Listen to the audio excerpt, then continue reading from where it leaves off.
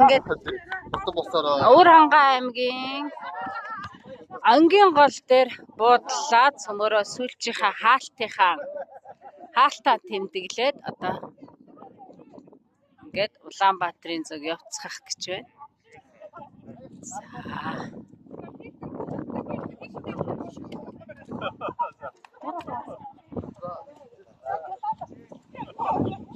Миний төрсөн нутагт ингээ хаалтаа хийх гэж байна. Би Өвөрхангай аймгийн хүн байгаа шүү.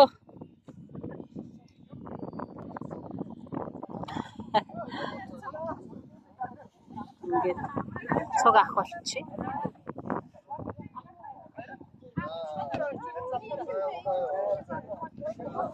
Өвөрхангай аймгийн ангийн ирсэн ангийн гол тэр одоо буудлаад сүүлчийнхаа тэгэлхийг хийгээд Улаанбаатарын зүг явлаа.